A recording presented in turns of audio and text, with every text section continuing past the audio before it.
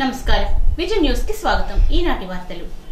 కార్తీక మాసం తొలి రోజు పురస్కరించుకొని పంచారామ క్షేత్రాల్లో ఒకటైన భీమవరం శ్రీ ఉమా సోమేశ్వర జనార్దన స్వామి ఆలయంలో వేకువజామునే శివనామ స్మరణతో స్వామివారిని దర్శించుకునేందుకు భక్తులు క్యూ లైన్లలో బారులు తీరారు। దూర ప్రాంతాల నుండి వచ్చి స్వామివారిని దర్శించుకునేందుకు వచ్చిన భక్తులకు ఎటువంటి ఆటంకాలు లేకుండా ప్రత్యేక క్యూ లైన్లు ఏర్పాటు చేశామని ఆలయ చైర్మన్ అల్లూరి బంగారరాజు అన్నారు। దర్శనానంతరం భక్తులకు పాలు మరియు ఉచిత అన్నప్రసాద వితరణ కార్యక్రమాలు చేస్తున్నామని తెలిపారు।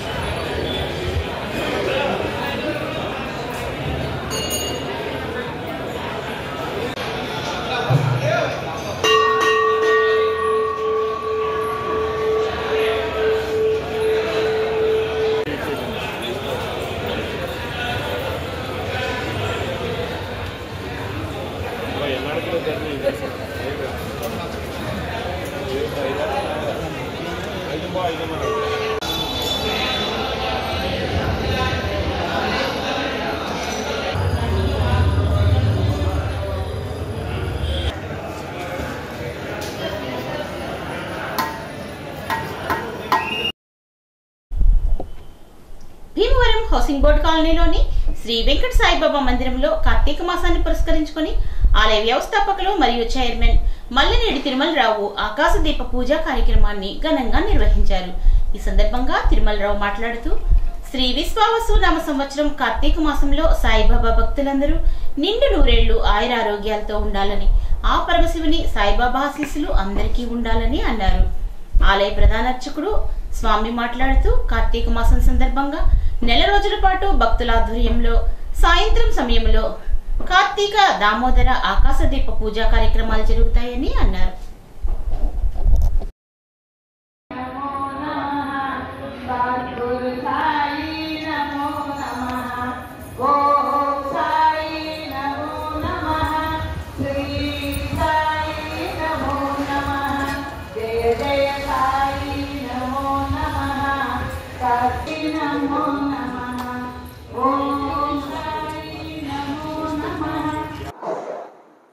ఓం నమ శివాయ। సద్గురు సాయినాథ హౌసింగ్ బోర్డులో వేంచేస్తున్న వెంకట సాయిబాబా మందిరంలో ఈరోజు 14వ సంవత్సరం కార్తీక మాస ఆకాశ దీపం ప్రారంభమైంది। ప్రతి సంవత్సరం కూడా నేను ఈ మొదటి పూజ నేను చేస్తాను। ఈ కార్తీక మాసం అంతా కూడా అందరూ ఆయురారోగ్యాలతో సుఖ సంతోషాలతో ఉండాలని, అలాగే శివుడి దయ వల్ల, సోమేశ్వర స్వామి దయ వల్ల, సాయిబాబా దయ వల్ల, వెంకటేశ్వర స్వామి దయ వల్ల అందరూ కూడా ఆయురారోగ్యాలతో సుఖ సంతోషాలతో ఉండాలని కోరుకుంటూ, అలాగే భీమవరంలో ఉన్న ప్రజలందరూ భక్తులు సాయిబాబా భక్తులందరూ కూడా సుఖ సంతోషాలతో ఉండాలని కోరుకుంటున్నాం। పశ్చిమ గోదావరి జిల్లా భీమవరం మండలం భీమవరం వ్యవసాయ మార్కెటింగ్ కమిటీ ఏఎంసీలో ఈ రోజు ఉదయం కార్తీక మాసాన్ని పురస్కరించుకొని జిల్లాలో ఉన్న ఏఎంసీ చైర్మన్ల ఆత్మీయ సమావేశాన్ని భీమవరం ఏఎంసీ చైర్మన్ కలిదిండి సుజాత రామచంద్రరాజు ఆధ్వర్యంలో జరిగింది। ముందుగా ఏఎంసీ ప్రాంగణంలో మొక్కలు నాటి సమావేశాన్ని మొదలుపెట్టారు। కొంతసేపు ఆత్మీయ పలకరింపుల తరువాత వ్యవసాయ మార్కెటింగ్ కమిటీ చైర్మన్ అందరూ కలిసి ఏకగ్రీవంగా త్రిసభ్య కమిటీ కింద ఏర్పాటు చేసుకుని అధ్యక్షులుగా భీమవరం ఏఎంసీ చైర్మన్ కలిదిండి సుజాత రామచంద్రరాజును, సభ్యులుగా పాలకొల్లు విఎంసీ చైర్మన్ కోడే విజయభాస్కర్, చాపల మంగబాయ్ రమేష్లను ఎన్నుకోవడం జరిగింది। ఈ సందర్భంగా సుజాత రామచంద్రరాజు మాట్లాడుతూ త్రిసభ్య కమిటీ అధ్యక్షులుగా ఎవరికి ఎటువంటి సమస్య వచ్చినా పరిష్కరించుకునే దిశగా ముందడుగు వేస్తామని, అందరికీ అందుబాటులో ఉంటానని అన్నారు।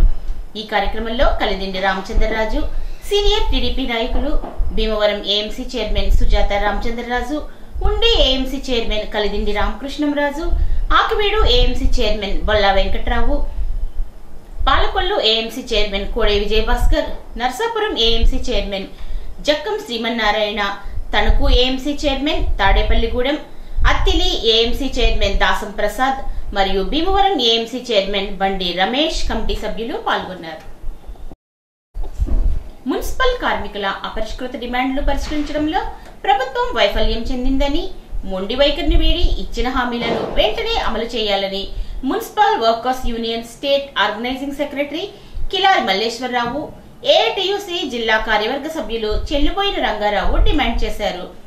నవంబర్ 3 నుంచి మున్సిపల్ కార్మికులు చేపట్టనున్న సమ్మె సన్నాహాల్లో భాగంగా బుధవారం మున్సిపల్ కార్మికులు పెద్ద ఎత్తున ఆందోళన నిర్వహించారు. ఈ సందర్భంగా సమాన పనికి సమాన వేతనం ఇవ్వడం లేదని, జీవో నెంబర్ 151 అమలు కావడం లేదని విమర్శించారు. కనీస వేతనం 18,500 ఇవ్వాలని నాయకులు డిమాండ్ చేశారు. మృతి చెందిన రిటైర్డ్ అయినటువంటి అవుట్ సోర్సింగ్ కార్మికుల స్థానంలో వారి కుటుంబ సభ్యులకే అవకాశం కల్పించాలని, డైలీ వేజెస్ కార్మికులను అవుట్ సోర్సింగ్ లోకి తీసుకోవాలని, బలవంతంగా యాక్సిస్ బ్యాంక్ అకౌంట్లు తెరిపించవద్దని నాయకులు డిమాండ్ చేశారు. ఈ కార్యక్రమంలో నవంబర్ 3 నుంచి చేపట్టే సమ్మెను జయప్రదం చేయాలని నాయకులు విజ్ఞప్తి చేశారు. నాయకులు నేలాపు శ్రీను, రెల్లి రాము, బి సత్యనారాయణ, పెద్ద సంఖ్యలో మహిళా కార్మికులు పాల్గొన్నారు. ఏపీ తీరానికి వాయుగుండం ముప్పు పొంచి ఉంది. నైరుతి బంగాళాఖాతంలో తీవ్ర అల్పపీడనం బలపడుతోంది. తీవ్ర వాయుగుండంగా మారిన తర్వాత దక్షిణ కోస్తా, ఉత్తర తమిళనాడు తీరానికి సమీపిస్తుందని ఐఎండీ అంచనా వేసింది. ప్రస్తుతం తీవ్ర వాయుగుండం మరింత విస్తరిస్తే తుఫాన్గా కూడా రూపాంతరం చెందే ఛాన్స్ కనిపిస్తుంది. వీటి ప్రభావంతో దక్షిణ కోస్తాలో వచ్చే 5 రోజుల పాటు భారీ వర్షాలు, రాష్ట్రంలోని మిగిలిన జిల్లాల్లో ఒక మోస్తరు వానలు పడనున్నాయి. దక్షిణ కోస్తా జిల్లాలైన నెల్లూరు, తిరుపతితో పాటు రాయలసీమ జిల్లాలైన చిత్తూరు, అన్నమయ్య జిల్లాల్లో 24 గంటల్లో భారీ నుంచి అతి భారీ వర్షాలు కురిసే అవకాశం ఉంది. దక్షిణ కోస్తా జిల్లాలైన ప్రకాశంతో పాటు వైఎస్ఆర్ కడప, సత్యసాయి జిల్లాల్లో 1-2 చోట్ల భారీ వర్షాలు నమోదయ్యే అవకాశం ఉంది. దక్షిణ కోస్తా జిల్లాల తీరానికి వెంబడి ఆవల ఆనుకుని కొన్ని చోట్ల 35 నుంచి 50 కిలోమీటర్ల వేగంతో ఈదురుగాలు వీచే అవకాశం ఉంది. మత్స్యకారులు సురక్షిత ప్రాంతాలకు చేరుకోవాలని, వేటకు వెళ్లవద్దని అధికారులు ఆదేశాలు జారీ చేశారు. కార్తీక మాసం ప్రారంభమైన సందర్భంగా అత్తిలి మండలంలోని శివాలయాలు భక్తులతో కిటకిటలాడాయి. తెల్లవారుజాము నుండి భక్తులు ఆలయాలను సందర్శించి కార్తీక దీపాలను వెలిగించారు. అత్తిలిలో ప్రసిద్ధి చెందిన ఉమాసిద్ధేశ్వర స్వామి ఆలయంలో భక్తులు కార్తీక దీపాలు వెలిగించారు. స్వామివారికి పంచామృతాలు, పళ్లరసాలతో అభిషేకాలు నిర్వహించారు. అమ్మవారికి కుంకుమ పూజలు జరిగాయి. ఆలయ అర్చకులు ఐలూరి కాశీ ఆధ్వర్యంలో పూజలు నిర్వహించారు. భక్తుల సౌకర్యార్థం ఆలయం వద్ద ప్రత్యేక బారికేడ్లు నిర్మించారు.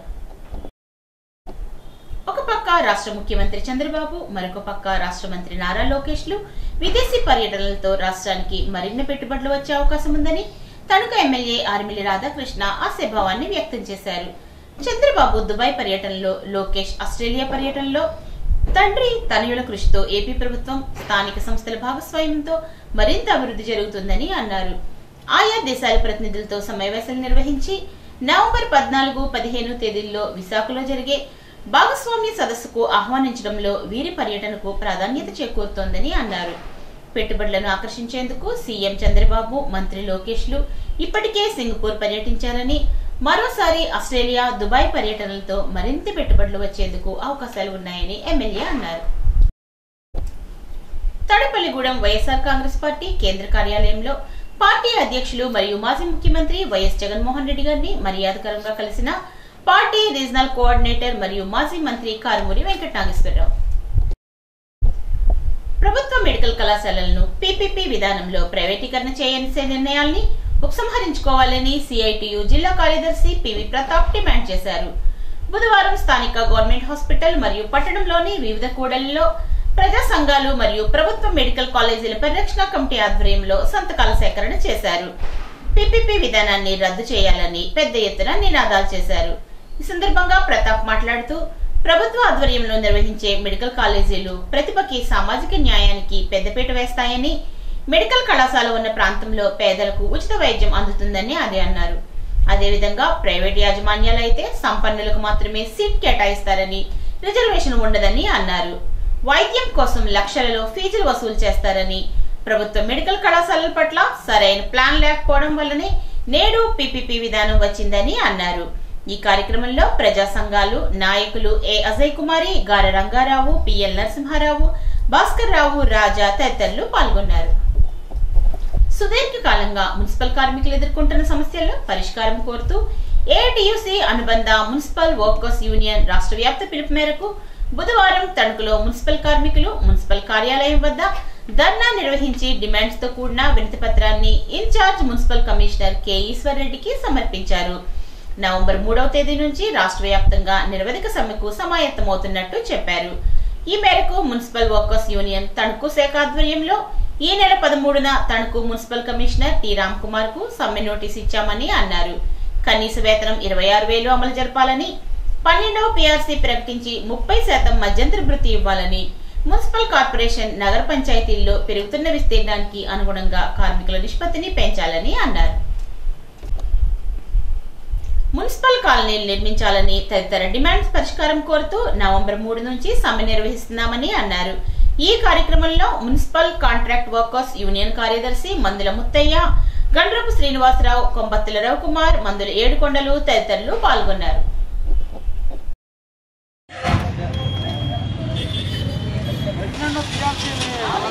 ఇవాళకి 30 కార్మికులు 30% పుట్టినే 30% మధ్యంతర పుట్టినే 30% మధ్యంతర పుట్టినే తీసుకోవాలి. డైలీ కార్మికులు అవుట్సోర్సింగ్ లోకి మున్సిపల్ కార్మికులు సుదీర్ఘకాలంగా ఎదుర్కొంటున్న న్యాయమైన సమస్యల పరిష్కారం కోరుతూ నవంబర్ 3వ తారీఖు నుంచి నిరవధిక సమ్మెకి వెళ్లడం కోసం ఇప్పటికే అధికారులకు సమ్మె నోటీసులు ఇవ్వడం జరిగింది. ఈ సమ్మె విజయవంతానికి సంబంధించి అనేకమైనటువంటి దశల వారి పోరాటానికి పూనుకుంటా ఉన్నాం. వీళ్ళ సమ్మె ప్రిపరేషను, వీళ్ళ సమ్మె విజయవంతానికి సంబంధించినటువంటి పోరాట కార్యక్రమాల్లో భాగంగా ఈరోజు రాష్ట్ర వ్యాప్తంగా అన్ని మున్సిపల్, కార్పొరేషను, నగర పంచాయతీల వద్ద ధర్నాలు నిర్వహిస్తూ ఉన్నాం.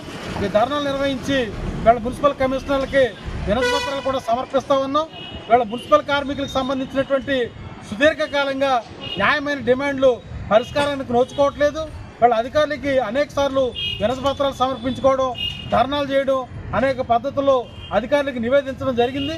వీళ్ళ అధికారులు, వీళ్ళ ప్రభుత్వం ఈ కార్మికుల న్యాయమైన డిమాండ్లు పరిష్కారంలో నిర్లక్ష్యం కారణంగా వీళ్ళ గత్యంతరం లేని పరిస్థితుల్లో నవంబర్ 3వ తారీఖు నుంచి సమ్మెకి వెళ్ళడం కోసం వీళ్ళ రాష్ట్ర వ్యాప్తంగా మున్సిపల్ కార్మికులు ఏఐటీయూసీ మున్సిపల్ కార్మిక వర్కర్స్ యూనియన్ ఆధ్వర్యంలో సమ్మె నోటీసులు ఇవ్వడం జరిగింది.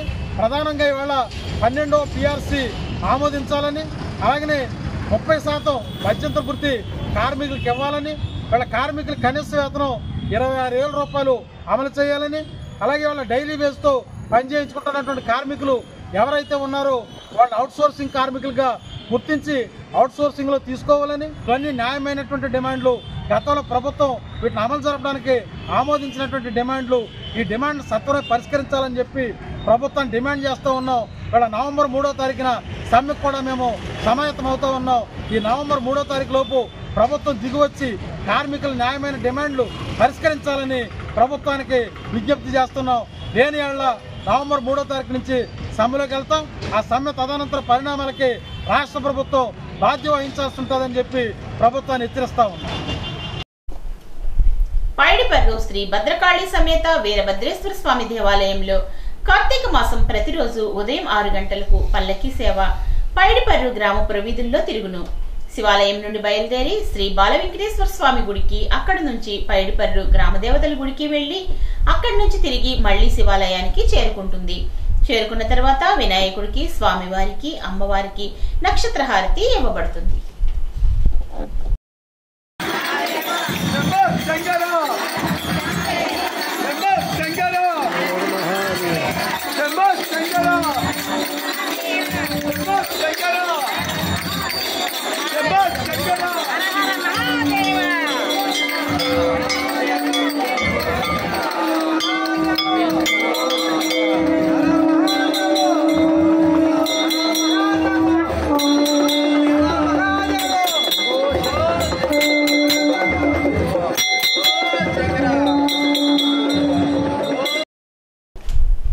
మెడికల్ కళాశాలల ప్రైవేటీకరణ నిలుపుదల చేయాలని ప్రజా సంఘాలు ప్రభుత్వాన్ని డిమాండ్ చేశాయి. బుధవారం నాడు మెడికల్ కళాశాల పరిరక్షణ కమిటీ ఆధ్వర్యంలో ప్రజా సంఘాల సహకారంతో ఇరుగువరం మండల కేంద్రంలో సంతకాల సేకరణ నిర్వహించారు. ఈ సందర్భంగా గీత కార్మిక సంఘం రాష్ట్ర ఉపాధ్యక్షుడు కామన మునిస్వామి మాట్లాడుతూ రాష్ట్రంలో 17 మెడికల్ కాలేజీలను కేంద్ర ప్రభుత్వం మంజూరు చేసిందని, దానికి 60% నిధులు కూడా కేంద్ర ప్రభుత్వం ఇస్తుందని, కేవలం 6,000 కోట్ల రూపాయలు ఖర్చు చేసి కళాశాలను అభివృద్ధి చేయకుండా కూటమి ప్రభుత్వం ప్రైవేటు వ్యక్తులకు P3 కింద జీవో నెంబర్ 590 ద్వారా ఇవ్వడాన్ని వ్యతిరేకించాలని డిమాండ్ చేశారు. రాష్ట్రంలో మెడికల్ కళాశాలలను టాటా ప్రైవేట్ సంస్థలకు భూములను అతి చౌక ధరకు గజం 99 పైసల నుంచి రూపాయికి ఇవ్వడాన్ని ఆయన తప్పుపట్టారు. ఎస్టీ, బీసీల మధ్య ప్రజల పిల్లలకు తక్కువ ఖర్చుతో వైద్య విద్యను అభ్యసించే అవకాశం ఉండే మెడికల్ కాలేజీలను ప్రైవేటు పరం చేయడం కూటమి ప్రభుత్వం యొక్క అసమర్థతకు నిదర్శనమని మునిస్వామి అన్నారు. ఈ కార్యక్రమంలో పిల్లి కోటేశ్వరరావు, ఎం ముసలయ్య, జుత్తిగ రామాంజనేయులు, జక్కంశెట్టి గంగాధరరావు తదితరులు పాల్గొన్నారు. భక్తులకు నీడ, వన సమారాధనకు అనుకూలంగా ఉండే విధంగా ఉండికి చెందిన ఆక్వా రైతు పూసపాటి వెంకటరాజు 10 లక్షలతో ఆలయ ప్రవేశ ద్వారం ఎదుట రేకుల షెడ్డుతో సిసి రహదారిని నిర్మించి భక్తి చాటుకున్నారు. ఉండి మండలం ఎన్ఆర్పి అగ్రహారంలోని పార్వతీ సమేత విశ్వేశ్వర స్వామి ఆలయ ప్రాంగణాన్ని కార్తీక మాసం సందర్భంగా సరికొత్త శోభ తీసుకొచ్చేందుకు పలువురు దాతలు ముందుకు వచ్చారు. దాతలు పారిశ్రామికవేత్త ద్వారంపూడి నారాయణ రెడ్డి, మహదేవపట్నం గ్రామ దేవతల ఆలయ చైర్మన్ పెన్నెత్స రమేష్ రాజు, అచ్యుతం వెంకటరాజు కలిసి ఆలయానికి తూర్పు వైపున 4 లక్షలతో సిసి రహదారిని నిర్మించారు. ఆలయం వద్ద భక్తులు అసహనానికి గురికాడకుండా ఉండేందుకే ఈ ఏర్పాట్లు చేసినట్లు తెలిపారు. నమస్తే అండి, నా పేరు వెంకటరామరాజు అండి. ఉండి గ్రామము ఎన్ఆర్పి అగ్రహారంలో గల శివాలయంలో ఎప్పటి నుంచో 3 సంవత్సరాల నుంచి నేను ఇక్కడ షెడ్ వేసి అందరికీ అన్న సమాధానం పెట్టి అందరికీ ప్రసాదాలు అందించాలని కోరికతో ఈ షెడ్ వేయడం నిర్మించడం జరిగింది. అలాగే ఈ షెడ్ వేసిన తర్వాత కొంతమంది భక్తులు వచ్చి నారాయణ రెడ్డి గారు, దూరంపూడి నారాయణ రెడ్డి గారు వచ్చి ఎదర తూర్పు వైపు గోడ కట్టి దానికి అయ్యే ఖర్చు నేను కొంత భరాయిస్తానని ఒక 2 లక్షలు ఇచ్చారండి. అలాగే మాదేపట్నం గ్రామ కాపరస్తులు రమేష్ రాజు, మాంకాలమ్మ గుడి చైర్మన్, ఆయన కూడా ఒక 50,000 ఇచ్చారండి. అచ్యుతం గారు, అగ్రహారం కాపరస్తులు అచ్యుతం గారు ఒక 75,000 ఇచ్చారండి. ఇంకేమన్నా పడితే మేము వేసుకొని మొత్తం ఆ కార్యక్రమం మొత్తం పూర్తి చేసి ప్రతి సోమవారం ఇక్కడ అన్న సమాధాన ప్రసాదాలు ఎవరైనా పెట్టుకోవచ్చండి. ఎవరైనా పెట్టిన పక్షంలో మేము దాన్ని నిర్వహిస్తామండి. ఎవరన్నా అందుబాటులో ఉంటే వచ్చి పెట్టుకోవచ్చండి. 100 సంవత్సరాల క్రితం నుంచి ఈ శివాలయం అభివృద్ధిలో ఉంది. దాన్ని ఇంకా డెవలప్ చేసి హిందూ సమాజాన్ని బాగా డెవలప్ చేయాలని, అందరూ దేవాలయానికి రావాలని, వాళ్ళకి సౌకర్యార్థం ఒక 10 లక్షలు పెట్టి సిమెంట్ రోడ్డు ప్లస్ షెడ్డు అన్నీ వేయటం జరిగింది. దాన్ని అందరూ వినియోగించుకుని దీన్ని శుభ్రపరిచి ఎవరో అసౌకర్యాలు చేయకుండా శుభ్రంగా ఉంచాలని కోరుకుంటూ ఈ కార్యక్రమాలను ముందుకు నడిపించవలసిందిగా ప్రజలందరినీ కోరుకుంటున్నాం. భీమవరం డీఎస్పీ వ్యవహారంపై స్పందించిన AP deputy speaker Raghurama Krishnamraju, నాకున్న సమాచారం ప్రకారం డీఎస్పీకి మంచి ట్రాక్ రికార్డు ఉంది. జిల్లాలలో పేకాటపై గట్టి నిఘా పెట్టారు. పేకాటపై నిఘా పెట్టినందుకే అభియోగాలు వస్తున్నాయని అనుకుంటున్నా. ఉండిలో ఎలాంటి పేకాట స్థావరాలు లేరు. జూదంపై కూటమి ప్రభుత్వం ఉక్కుపాదం మోపుతోందని AP deputy speaker Raghurama Krishnamraju తెలిపారు. పాలకొల్లులో 3.5 కోట్లతో పలు అభివృద్ధి పనులకు శంకుస్థాపనలు, ప్రారంభోత్సవాలు చేశారు మంత్రి నిమ్మల రామానాయుడు. రాష్ట్ర ఆర్థిక పరిస్థితి సహకరించకపోయినా ఉద్యోగులకు 1 టీఏను దీపావళి కానుకగా కూటమి ప్రభుత్వం ఇచ్చిందని అన్నారు. జగన్ 5 ఏళ్ల పాలనలో డిఏ, పిఆర్సీ బకాయిలను ఎగ్గొట్టి జీతాలు ఇస్తే చాలు అనేలా ఉద్యోగులను వేధించారని అన్నారు. నేడు ఉద్యోగులకు డిఏ ఇవ్వడం జగన్ కు ఇష్టం లేకనే విమర్శలు చేస్తున్నారని అన్నారు. వైసీపీ ప్రభుత్వంలో 4 డిఏలు ఎందుకు ఇవ్వలేకపోయారో సమాధానం చెప్పాలన్నారు. ఉద్యోగుల సమస్యలపై 5 ఏళ్ల పాటు చర్చలు కూడా జరిపేందుకు ఉద్యోగుల మొహాలు చూడడానికి కూడా జగన్ ఇష్టపడలేదు. ఉద్యోగులకు ఇవ్వాల్సిన కాంట్రిబ్యూషన్ సొమ్మును కూడా జగన్ దోచుకున్నాడు. జగన్ దిగిపోయే నాటికి 25,000 కోట్ల రూపాయలు ఉద్యోగులకు బకాయి పెట్టారు. కూటమి పాలన మొదటి తారీఖునే జీతాలు ఇస్తూ డిఏ బకాయిలు కూడా చెల్లిస్తున్నారని మంత్రి తెలిపారు. పాలకొల్లు పట్టణ వాసులకు త్రాగునీటి కష్టాలు తీర్చడంతో పాటు సురక్షితమైన మంచినీటిని అందించేందుకు కూటమి ప్రభుత్వం ఏడాది కాలంలో మున్సిపల్ వాటర్ వర్క్స్ నందు 40 లక్షలతో జనరేటర్ ను, మరో 40 లక్షలతో వాటర్ పంప్ హౌస్ ను, మరో 89 లక్షలతో ఏరియేటర్స్ పనులకు ప్రారంభోత్సవాన్ని చేశారు. ప్రతి వ్యక్తి ఆరోగ్యంగా ఉండాలి. ఆరోగ్యంగా ఉండాలంటే సురక్షితమైనటువంటి త్రాగునీరు అవసరం.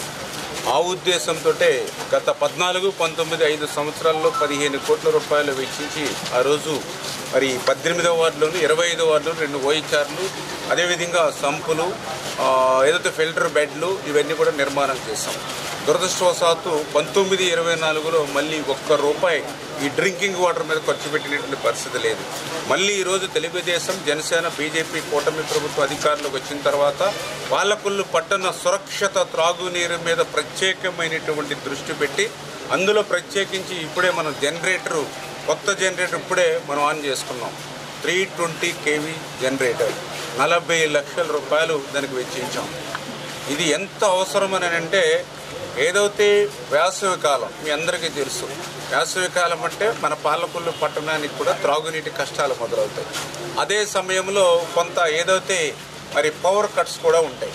అటువంటి పవర్ కట్ ఉన్నప్పుడు మరి కొద్దిపాటి నీటినైనా సరే ఏదైతే ఆ సంపుల్లో నుంచి ఓహెచ్ఆర్లకి లిఫ్ట్ చేయాలని అంటే కరెంట్ లేకపోవడంతో అలా చూస్తూ ఉండిపోతూ ఉన్నారు. అటువంటి పరిస్థితిని దృష్టిలో పెట్టుకుని ఈరోజు ఏదైతే 320 kV జనరేటర్ని ఈరోజు మనం పెట్టుకున్నాం 40 లక్షలు పెట్టి 5 సంవత్సరాలలో కనీసం ₹1 జనరేటర్ పెట్టాల అంటే పాలకొల్లు ప్రజల ఆరోగ్యం మీద వైఎస్ఆర్సీపీకి ఉన్నటువంటి ఏ రకమైనటువంటి చిత్తశుద్ధి అదే ఒక నిదర్శనం. ఈరోజు వచ్చాం, సంవత్సరంలోనే ₹170 లక్షల ఈరోజు మరి ఈవేళ వాటర్ వర్క్స్ మీద ఖర్చు పెడుతూ ఉన్నాము. ఈ సంవత్సర కాలంలో అంటే 5 సంవత్సరాల్లో చేయనటువంటి పని ఈరోజు మనం చేస్తూ ఉన్నాము అని అంటే పాలకొల్లు ప్రజలకి ఒక సురక్షితమైనటువంటి త్రాగునీరు ఇవ్వాలి, వాళ్ళ ఆరోగ్యాన్ని కాపాడాలి. ఇదే ఈ కూటమి ప్రభుత్వం యొక్క ప్రయారిటీ అని చెప్పి ఈరోజు ఈ యొక్క ఆర్థిక పరిస్థితి సహకరించినటువంటి స్థితిలో కూడా పనులు చేస్తాం. పంచారామ క్షేత్రమైన పాలకొల్లులోని శ్రీ క్షీర రామలింగేశ్వర స్వామి ఆలయంలో కార్తీక మాసం సందర్భంగా నెల రోజుల పాటు దాతల సహకారంతో నిర్వహించే ఉచిత అన్నదాన కార్యక్రమాన్ని స్వయంగా భక్తులు, యాత్రికులకు వడ్డించడం జరిగింది.